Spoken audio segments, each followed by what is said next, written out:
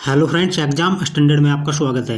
Friends, इस video में हम छत्रपति संभाजी महाराज के बारे में बात करेंगे, जिनको छावा के नाम से भी जाना जाता है।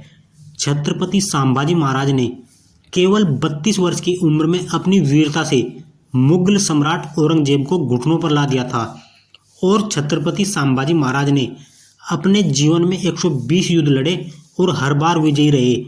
तो आखिर औरंगजेब और संभाजी की दुश्मनी की असली कहानी क्या थी? क्यों और कैसे संभाजी महाराज को क्रूर यातनाएं दी गई और उनकी शहादत के बाद क्या हुआ? देखिए इस वीडियो में मराठा वीरता की वो कहानी जो आपको गर्व से भर देगी। आइए फ्रेंड्स, इस कहानी को शुरू से जानते हैं। गौरनोजी शिर्के और कान्होजी शिर्के मराठा साम्राज्य के भीतर रहने वाले ऐसे लोग थे जिन्होंने व्यक्तिगत स्वार्थ और लालच के कारण छत्रपति संभाजी महाराज के साथ विश्वासघात किया। गौरनोजी शिर्के कौन था? गौरनोजी शिर्के छत्रपति संभाजी महाराज की पत्नी महारानी येसुबाई के भाई या कुछ इतिहासकारों के अनुसार रिश्तेदार थे। उनके पिता पिलाजी शिर्के पहले ही मुगलों के साथ मिल चुके थे, जिसके चलते संभाजी महाराज ने उनके शासन वाले दाभोल क्षेत्र पर कब्जा कर लिया था। हालांकि बाद में संभाजी ने गनोजी को प्रभाववल्ली सूबे का सूबेदार बनाया, लेकिन गनोजी को यह अपमानजनक लगा कि उनके पिता से दाभोल छीना गया, जिसके चलते संभाजी से द्वेष रखने लगा। गनोजी शिर्के का विश्वासघात। मुगल सरदार मकरन खान ने गनोजी शिर्के को लालच दिया कि अगर वह संभाजी को पकड़वाने में मदद करेगा तो उसे दक्षिण के आधे राज्य का स्वामित्व दे दिया जाएगा। इस प्रलोभन में आकर गनोजी ने संगमेश्वर में संभाजी महाराज की गतिविधियों पर नजर रखनी शुरू कर दी थी। 31 जनवरी 1689 को जब संभाजी संगमेश्वर से रायगढ़ लौटने वाले थे, गनोजी ने एक चाल चली। गनोजी ने संभाजी को बताया कि स्थानीय लोग उनका सम्मान करना चाहते हैं और इसलिए उन्हें थोड़ी देर के लिए रुकना चाहिए। संभाजी महाराज ने अपने साथ केवल 200 सैनिक रखे और बाकी सेना को रायगढ़ भेज दिया। इसी बीच गनोजी ने मुगलों को सूचना भेज दी और मुकरन खान 5000 सैनिकों के साथ एक गुप्त रास्ते से वहां आ धमका। मराठा सेना को घेर लिया और संकरे रास्ते के कारण अच्छी तरह से लड़ भी नहीं सके। अंततः संभाजी महाराज को 1 फरवरी 1689 को पकड़ लिया गया और उन्हें तुलापुर ले जाया गया, जहां उन्हें अमानवीय यातनाएं दी गई और अंततः 11 मार्च 1689 को उनकी हत्या कर दी गई। कान्होजी शिर्के कौन था? कान्होजी शिर्के के बारे में बहुत अधिक विवरण नहीं मिलता, लेकिन वह भी गनोजी के साथ इस षड्यंत्र में शामिल था। दोनों ही रिश्तेदार होने के बावजूद मुगलों के पक्ष में चले गए और अपने स्वार्थ के लिए मराठा साम्राज्य के सबसे वीर योद्धा को धोखा दे दिया। बाद में क्या हुआ? संभाजी महाराज के बलिदान के बाद गनोजी शिर्के मुगलों के साथ मिलकर जिंजी किले पर कब्जा करने में मदद करने लगा, लेकिन बाद में उसने छत्रपति राजा राम महाराज को जिम्पी से सुरक्षित निकालने में सहायता की, जिससे औरंगजेब ने उसे बंदी बना लिया। बाद में जब छत्रपति साहूजी महाराज का शासन आया तो शिर्के फिर से मराठा साम्राज्य में शामिल हो गया। संभाजी महाराज का बलिदान मराठा इतिहास का एक ऐसा महत्वपूर्ण अध्याय बन गया और उनकी शहादत ने मराठा सेना को अधिक दृढ़ बना दिया। अंततः मराठों ने मुगलों को पराजित कर उनके साम्राज्य के अंत की नींव रखी। संभाजी महाराज और औरंगजेब के बीच संघर्ष भारतीय इतिहास का एक महत्वपूर्ण अध्याय है। यह सिर्फ 2 सेनाओं की लड़ाई नहीं थी, बल्कि एक ऐसी जंग थी जो मराठा स्वतंत्रता और मुगल विस्तारवाद के बीच लड़ी जा रही थी। संभाजी महाराज और औरंगजेब की दुश्मनी की शुरुआत। छत्रपति शिवाजी महाराज के निधन 1680 के बाद संभाजी महाराज ने सिंहासन संभाला। उस समय मुगल सम्राट औरंगजेब दक्षिण भारत में अपने साम्राज्य को फैलाने के लिए प्रयास लगातार कर रहा था, लेकिन शिवाजी महाराज के बाद संभाजी भी उसी प्रतिरोध नीति को आगे बढ़ाने लगे। 1681 में जब औरंगजेब का बेटा अकबर उसके खिलाफ बगावत कर बैठा तो संभाजी ने अकबर को शरण दी। इसने औरंगजेब को और भी भड़का दिया और उसने पूरे बल के साथ मराठाओं को कुचलने की ठानी। संभाजी का युद्ध कौशल और मुगलों की हार। संभाजी ने 1681 से 1689 तक मुगलों के साथ लगातार लड़ाई लड़ी। उन्होंने गोरिल्ला युद्ध रणनीति अपनाकर मुगलों को कई बार मात दी। मराठा साम्राज्य की छोटी मगर तेज और रणनीतिक सेना ने मुगलों को भारी नुकसान पहुंचाया। 1682 और 1685 औरंगजेब ने मराठा साम्राज्य को चारों तरफ से घेरने की योजना बनाई। लेकिन संभाजी महाराज की रणनीति के आगे उनकी एक न चली। 1686 बीजापुर और गोलकुंडा पर कब्जा करने के बावजूद औरंगजेब मराठाओं को हरा नहीं सका।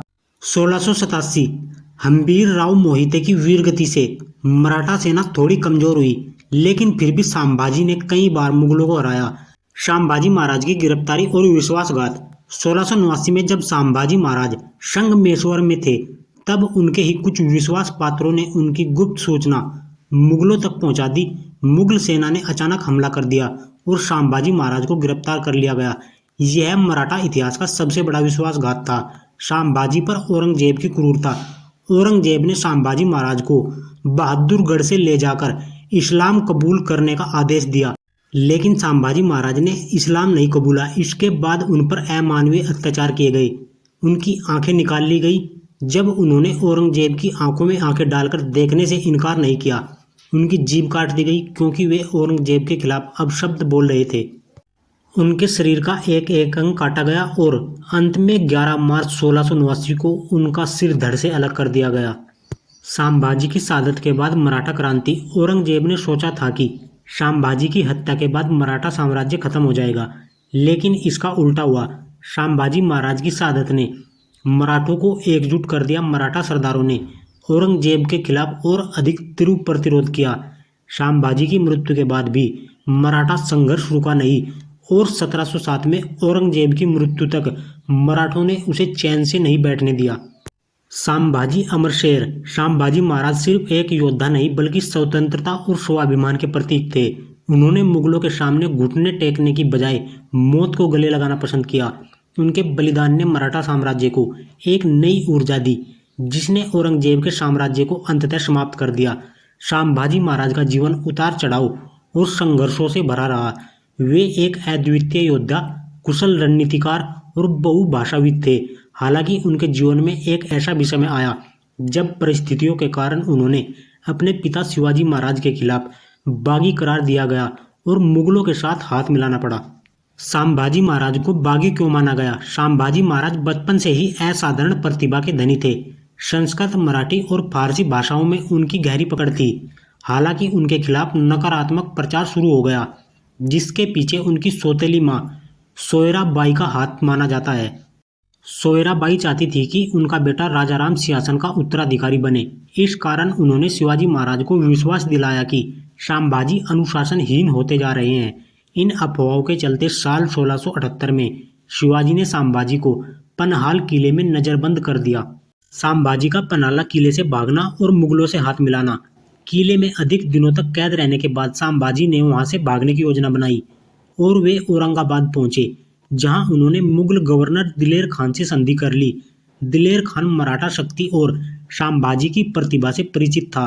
उसने संभाजी को अपने पक्ष में कर लिया और उन्हें मुगल सेवा में शामिल कर लिया।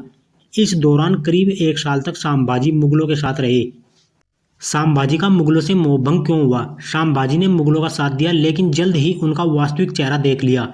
साल 1679 में मुगलों ने भूपलगढ़ में हमला किया और निर्दोष नागरिकों के साथ अत्याचार किए। गांव को तहस नहस कर दिया। महिलाओं और बच्चों को भी वहां बख्शा नहीं। संभाजी इस क्रूरता को सहन नहीं कर पाए। इसके अलावा उन्होंने यह भी पता लगाया कि औरंगजेब ने गुप्त रूप से आदेश दिया था कि संभाजी को गिरफ्तार कर दिल्ली भेज दिया जाए। यह जानने के बाद संभाजी ने नवंबर 1679 में मुगलों को चकमा दिया और अपनी पत्नी येसुबाई के साथ भागकर बीजापुर पहुंचे। संभाजी की शिवाजी से पुनर्मिलन और मराठा साम्राज्य की कमान। दिसंबर 1679 में संभाजी महाराज पनहाल लौट आए, जहां शिवाजी से उनकी पुनः भेंट हुई। शिवाजी महाराज ने उन्हें माफ कर दिया और दोनों के बीच फिर से मजबूत संबंध स्थापित हुए। शिवाजी के निधन 1680 के बाद सत्ता संघर्ष हुआ, लेकिन अंततः 20 जुलाई 1680 को संभाजी छत्रपति बने। इसके बाद उन्होंने अपने पिता की नीति को आगे बढ़ाया और मुगलों के खिलाफ जबरदस्त प्रतिरोध खड़ा किया। संभाजी महाराज मुगलों के सबसे बड़े दुश्मन थे। संभाजी महाराज के नेतृत्व में मराठा सेना ने मुगलों को दक्षिण भारत में जमने नहीं दिया। उन्होंने गुरिल्ला युद्ध नीति अपनाई और लगातार मुगलों को परास्त किया। औरंगजेब को मराठों से पार पाने के लिए लगभग 27 वर्षों तक संघर्ष करना पड़ा, लेकिन अंततः वह सफल नहीं हुआ। अगर गारनोजी शिर्के और कान्होजी शिर्के ने धोखा न दिया होता तो शायद औरंगजेब कभी भी संभाजी को पकड़ नहीं पाता और उनकी हत्या नहीं कर पाता। संभाजी का यह पूरा जीवन संघर्ष वीरता और रणनीतिक कौशल का प्रतीक है, जो उन्हें भारतीय इतिहास में एक महान योद्धा बनाता है। छत्रपति संभाजी महाराज ने केवल 32 वर्ष की उम्र में अपनी वीरता से मुगल सम्राट औरंगजेब को घुटनों पर ला दिया था। उन्होंने अपने जीवन में 120 युद्ध लड़े और हर बार विजयी हुए। तो फ्रेंड्स, यह थी संभाजी महाराज की कहानी और उनकी वीरता की कहानी, यानी कि छावा की कहानी। छावा एक ऐसा योद्धा जो कभी भी मुगलों के सामने हारा नहीं और उनके सामने डरा नहीं।